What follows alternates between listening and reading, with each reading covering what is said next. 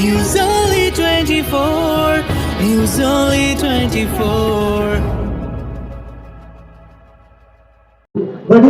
আমরা এখন দাঁড়িয়ে রয়েছি শ্রী বিশুদ্ধানন্দ সরস্বতী বিদ্যালয়।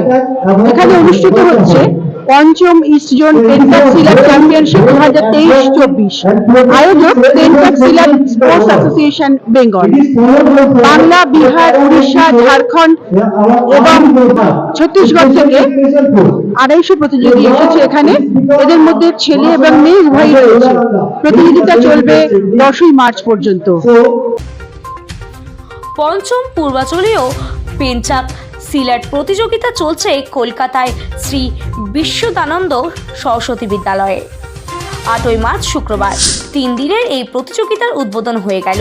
উপস্থিত ছিলেন প্রাক্তন ফুটবলার মৃদুল ব্যানার্জি ও দিলীপ পালিত, ইংলিশ চ্যানেল বিজয়ী সাঁতারু অমৃতা দাস, বেঙ্গল অলিম্পিক অ্যাসোসিয়েশনের সচিব জহর দাস, রামমোহন কলেজের অধ্যক্ষ শাশ্বতী সান্যাল প্রমুখ। আয়োজক পেন্টাক সিলাট স্পোর্টস অ্যাসোসিয়েশন বেঙ্গল এর সভাপতি তাপস ঘোষ জানিয়েছেন, পেন্টাক সিলাট ইন্দোনেশিয়ার মার্শাল আর্ট। ক্রমশই খেলাটি এদেশে জনপ্রিয় হয়ে উঠেছে, সেই সঙ্গে খেলোয়াড়দের জন্য বাড়ছে চাকরির সুযোগ। আমাকে যে আজকে সম্মান দেয়া হলো এবং তপন জেঠু আমার সম্পর্কে যা বললেন, সত্যি খুব উনি যে আমাকে কতটা ভালোবাসেন বোঝা গেল, এবং উনি যে আমার কষ্টটাকে কতটা সম্মান করলেন, আমি যে এতদিন ধরে এত খাটাখাটনি করেছি তা কতটা সম্মান করলেন এখানেই বোঝা গেল। এবং এখানে আমি সবাইকেই বলবো তোমরা খুব ভালো করে পারফর্ম করো, এবং সবার জন্য আমার খুব ভালো শুভেচ্ছা রইল। যদি কেউ আজকে ধরো খারাপ রেজাল্ট করলে তো মন খারাপ করার কিচ্ছু নেই, আমিও একদিনে বড় হয়ে যাইনি। লাভ ক্ষতি, সাকসেস, ফেলিওর সব কিছুই লাইফে দেখতে হবে। তো সেইগুলোকে যদি ফেল হও সেইগুলোকে স্ট্রেংথ বানিয়ে পরের দিকে এগিয়ে যাও। আর যদি তোমরা সাকসেস হও তো আরও বেশি যাতে ভালো পারফর্ম করতে পারো ভবিষ্যতে, সেটাও একটু প্ল্যান করে ভালো পারফর্ম করো। Thank you. এটাও একটা মার্শাল আর্ট, ইন্দোনেশীয় মার্শাল আর্ট, কিন্তু প্রত্যেকটা খেলারই কিছু নিজস্ব নিয়ম আছে, রুলস আছে।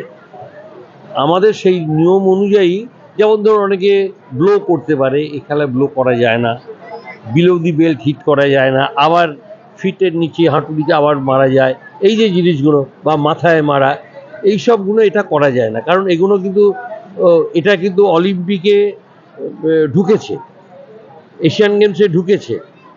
এবং আমাদের এই খেলাটা, এই যে লাস্ট ন্যাশনাল গেম হয়ে গেল গোয়াতে, আমরা পার্টিসিপেট করেছি এবং আমাদের একটি ছেলে রূপো পেয়েছে, 0.5-এর জন্য হেরিয়ে রূপো পেয়েছে। এবং সব থেকে আসার কথা এই যে this is the first time Paschimbanga সরকার এর জন্যে ইন্ডিভিজুয়াল যে ক্রেডিট, যে ছেলেটির যে খেলেছে, রূপো পেয়েছে, তাকে 2 লক্ষ টাকা স্টাইপেন্ড দিয়েছেন অ্যাট এ টাইম, এবং অ্যাসিওর করেছেন যে according to their qualification they will get job in police department up to DSP rank according to their qualification।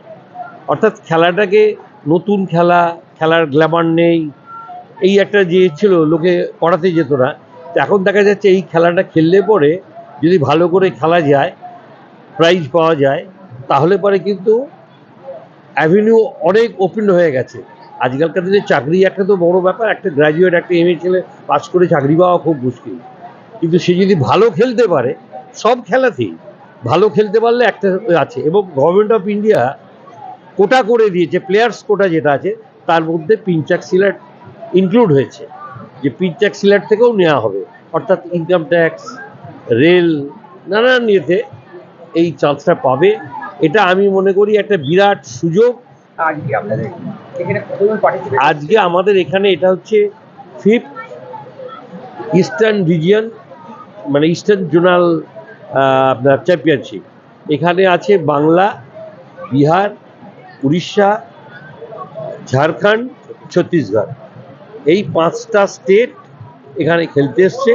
250 মতো প্লেয়ার, তাদের সঙ্গে কোচেরা এসছেন, রেফারিরা এসছেন, এবং আমরা দেখছি যে ছেলে মেয়েদের কিন্তু উৎসাহ খুব বাড়ছে, যেটা গত 2-3 বছর আগেও ছিল না, এটা কিন্তু আমরা দেখতে পাচ্ছি ছেলেমেয়েদের উৎসাহ খুব বাড়ছে এবং আমরা খুব আশাবাদী যে এই খেলাটা অচিরেই আমাদের বাংলাতে খুব পপুলারিটি পাবে।